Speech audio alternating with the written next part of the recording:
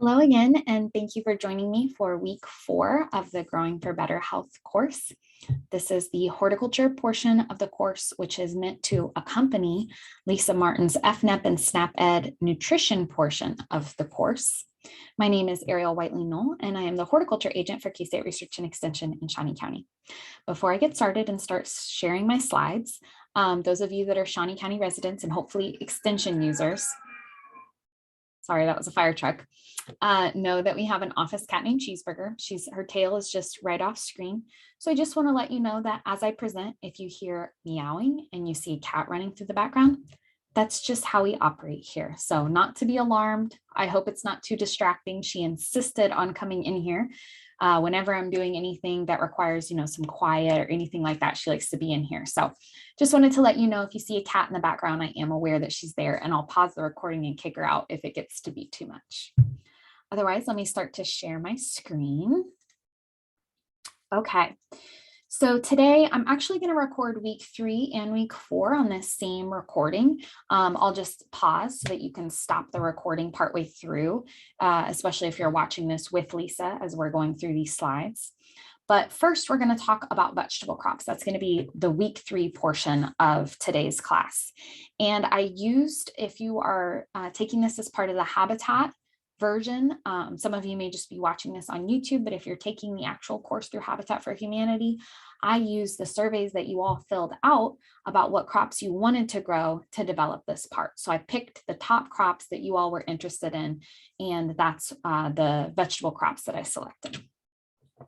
So the first, not surprising, everybody picked tomato. It's a really commonly grown plant in Kansas, but I want you to pay attention to this slide and then think about it as we go through the other slides, because I don't want to discourage anybody from planting tomato, but I do want you to be realistic about how difficult it is.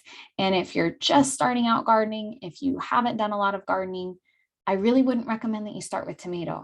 I'm going to have some easier vegetables at the end of this lesson, and that's where I would really recommend that you start. Get success, get confidence, practice integrated pest management, which we're going to talk about, with easier crops, and then work your way up to tomato. But tomato is very difficult. So pests, I told you she'd be running around like crazy. Pests for tomatoes, they're major pests. There are a lot, but I'm just pulling out the top ones, are aphids, cutworms, spider mites, fruit worms, tomato hornworms, and stink bugs. And when we talk about an integrated pest management plan, which will be 2 lessons from now, I'll talk to you about where to find information for some of those things. The major diseases that affect tomatoes are early blight, fusarium and verticillium wilt, and septoria leaf spot. And you can see on the varieties table, there is some disease resistance for those things. For verticillium wilt, for fusarium, tobacco mosaic virus, nematodes. Nematodes are fairly uncommon in eastern Kansas, but I have seen cases of them before. So just something to be aware of. When we're looking at planting tomatoes, they have to be in full sun, and you should put them out after the danger of frost has passed. And then for care considerations, they do need extensive staking or trellising to support the plant weight. And I am going to go ahead and pause the recording to let the cat out. I apologize. I knew she would be very disruptive. So hold on one second. Okay, sorry about that. I thought maybe she would behave, but I was completely wrong.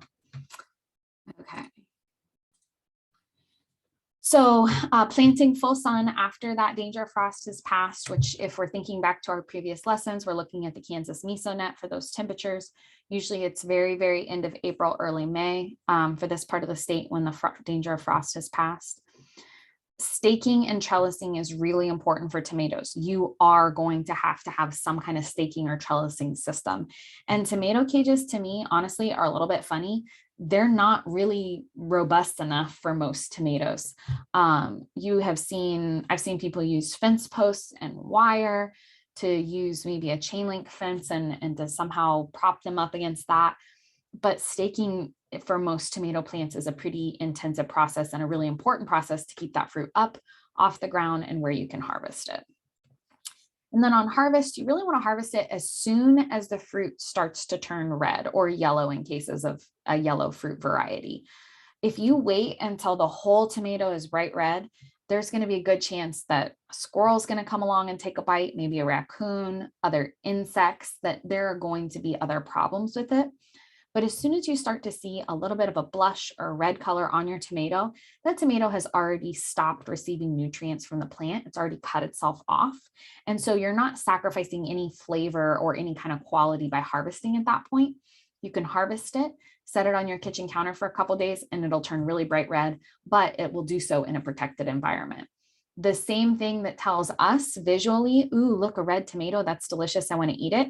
The whole natural world is getting that same signal from that red tomato plant. So harvest it soon and keep it protected if you want to have a nice crop. Lettuce or other leafy greens like arugula and spinach are very easy to grow. So this was your all's second pick, and I would highly encourage you to start with this if this is a vegetable that you enjoy eating or you want to try to grow. Aphids can be a major pest for them. Aphids are pests for most things. Tip burn isn't a disease, but it's an environmental issue that sometimes lettuce gets. It's usually just if it's too hot and it's too dry. It'll get just a little bit of browning around the edge. Varieties for lettuce, if I will link the recommended vegetable varieties page so you can look at that. There are a ton for lettuce. For arugula, Astros, Sylvetia, and actually a variety called arugula is recommended. And then for spinach, Space Thai and longstanding Bloomsdale are all recommended varieties. You want to sow lettuce seeds in mid-March, or you put plants out if you're buying transplants in early April. You do have to stay on top of watering. If you allow plants to dry out, they're really going to suffer. The quality is going to go down. And once it starts to get too hot, you're going to see a lot of these things bolt, where they start to flower, they get really leggy, and that's really going to decrease the quality. So at that point in time, I would probably remove or cull those plants, but they are a really great spring crop, fairly easy to grow, and you get a lot of yield typically per plant. You can break off individual leaves for your salad and then come back a few days later and do it again. So you get a lot out of these plants. And the harvest is sort of dependent on the type. Harvest for spinach is going to be a little different than arugula or than for lettuce. Head lettuce is going to be different than leaf lettuce. So again, I'm going to link the recommended vegetable varieties and also the Kansas Garden Guide once again, but you're really going to want to pay attention to the specific type when you're looking at harvest.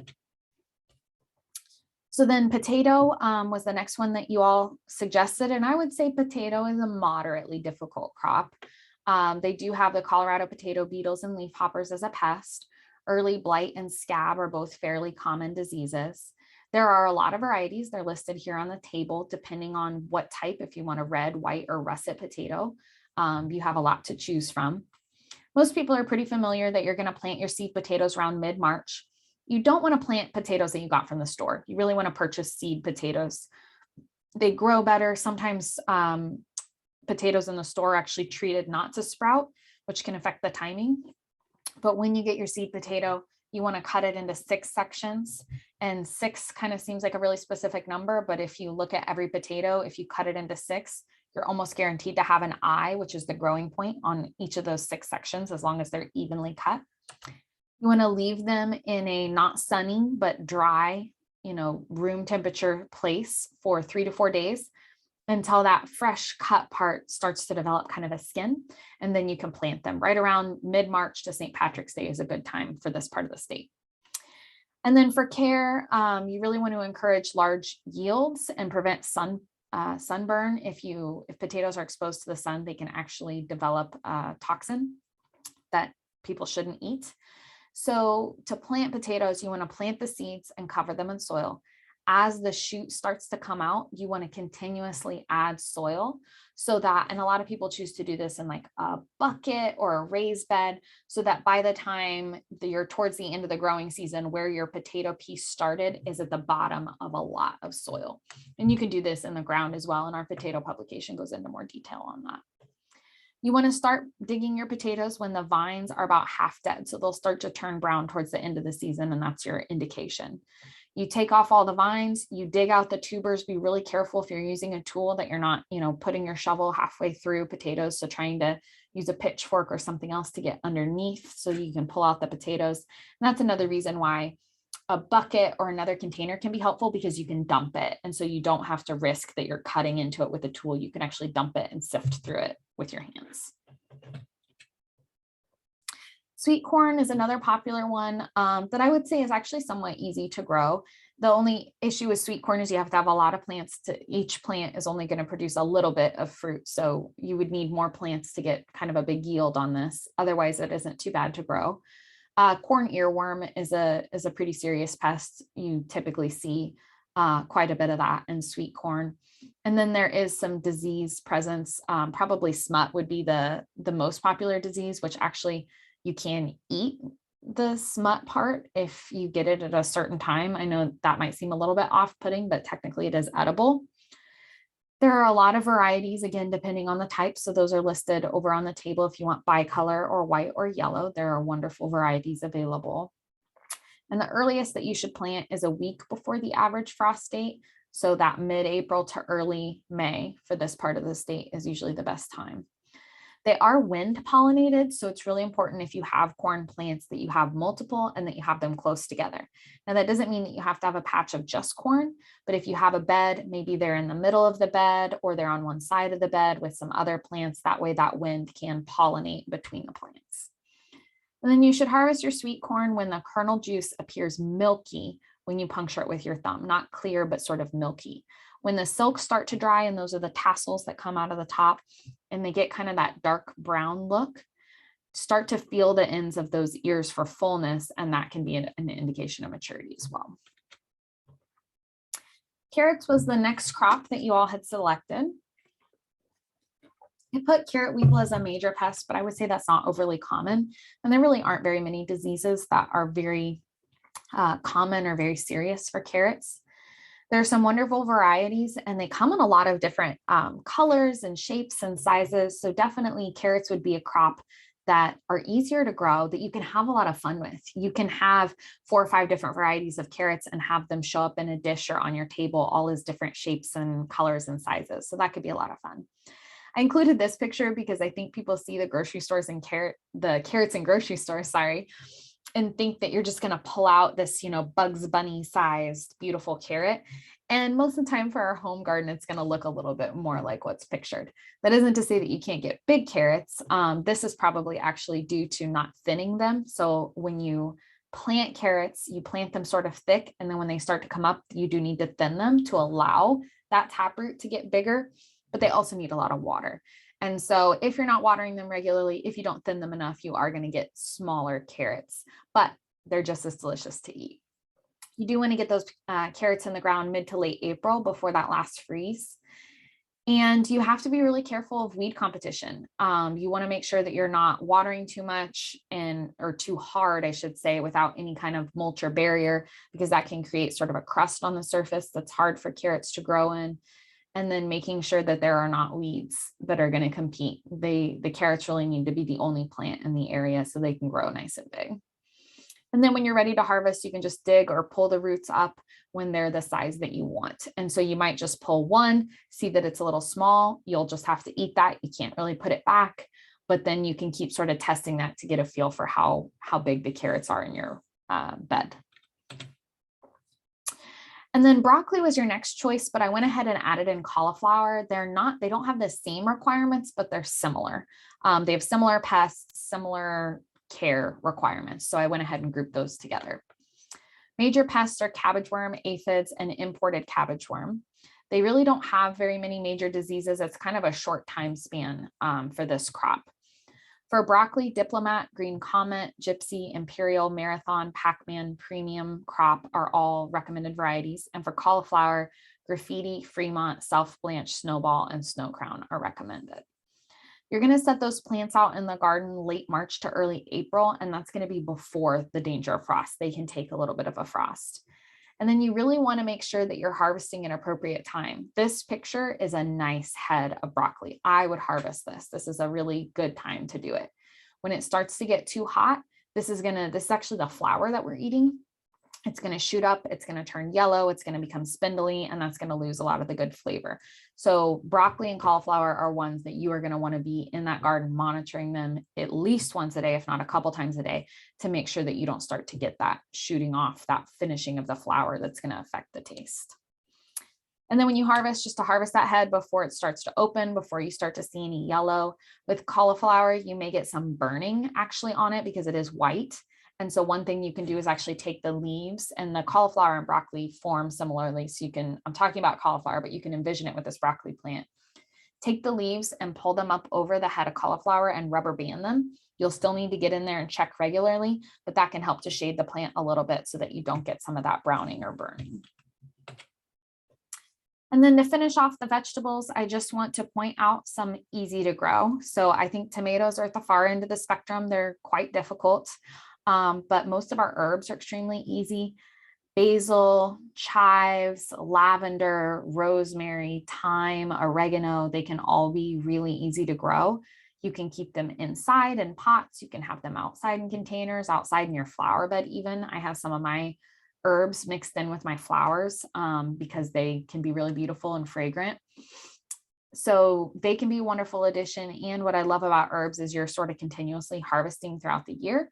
And so you can get a lot of yield for just a few plants. Radishes are really easy to grow. And if you're gardening with kids, I highly recommend radish because when you plant it, the plants come up really, really quickly. So it can be a quick turnaround for kids so they can get to see that sort of fruit of their labor, for lack of a better term. Green onions, or it's kind of related to chives or garlic scapes or anything like that, they're going to be a really quick crop and something that you can eat the full, from the leaves down to the roots, you can eat it all. So that can be a nice one to grow. And then I had mentioned peppers being easy, peppers kind of being my preference. That's a nice one. And you can have different pepper varieties, sweet or spicy. You're going to get typically quite a bit of a yield for the effort and for the water. And then cucumbers are another one. Cucumbers, I would say, are easy to moderate. They can get a little complicated. They have a couple more disease and pest issues, and you do have to trellis them, but a lot of people really like cucumbers, so that can be a fun one to grow as well. So now I'm going to just take a slight pause. If you are watching this with Lisa's course, you'll want to go ahead and stop this because I'm going to continue on to fruit, which will be week 5. Week 4. Just kidding. Okay. So week 4 is fruit crops. And if you are taking this as part of the habitat course, just like I did last week or 5 minutes ago, I did go ahead and look at your surveys and pull out the fruit that you all selected as the types that you most wanted to grow. And then I included some that I would recommend is easy to grow at the end of this module. So strawberry is the number one that you picked. Doesn't really surprise me. That's a very, very popular one. They do have quite a few pests and diseases.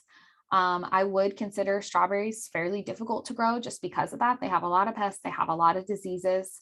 When you're looking at care, those beds need to be renovated every 3 to 4 years, which our strawberry publication talks about in detail. When you're planting them, they need to be planted about mid-March to early April. These might be ones that you plant and then need to cover if you do get a little bit of frost, but there are a lot of varieties, as you can see in the table. And our strawberry publication not only talks about the varieties, but why they're desirable. And I think that's really nice. When you're harvesting them, fully ripe strawberries are going to be totally red. So not like the tomato, when it starts to turn red, you don't want to harvest it. You want to wait till it's fully red, that it's firm, but maybe starting to soften a little bit. And I think we've all bitten into that strawberry that's just kind of getting a little bit mushy, but just has the best flavor. That's sort of what we're going for at this stage when you're going to harvest strawberries. Watermelon, I was actually a little bit surprised to see this one, but watermelon are a great crop. I would highly recommend that you try it. Really, the only downside is it takes a lot of space. All of our melons do, but watermelon are a great beginner crop if you have the space for it. Cucumber beetle and aphids can both be a bit of an issue, but not any really major diseases. There are a lot of varieties that I've listed there for you to choose from. Definitely pick one that most appeals to your flavor profile in particular, sort of what you're going for. And there's also some different sizes. Watermelons really do best in warm soils, so you want to make sure to plant them after that danger of frost. And then when you're looking at care, they're similar to cucumbers or muskmelon or squash. You have separate male and female flowers on the same plant. And so you really need those bees to transfer pollen from male to female. So be careful about your insecticide use. And this is a great thing to plant amidst your flower garden or near your flower garden to really draw those bees in. And then you want to harvest when the underside of the fruit turns kind of from white to yellow. And if you've seen a watermelon at the grocery store, you sort of know when you turn it over, you see that spot where it had been laying on the ground is sort of yellow. That's really what you're looking for. Apple, of course, is on the list. And I hope this isn't a confusing comparison, but apples are the tomatoes of the fruit world. Apples are hard. Apples are really hard. They're trees. So we're talking about planting them and then having a pretty significant delay before you're really getting a lot of fruit from them. But they have a lot of issues. Scale, codling moth, mites, apple scab, cedar apple rust, powdery mildew, plum curculio. That's really just scratching the surface for things that affect apples and really a lot of our fruit trees.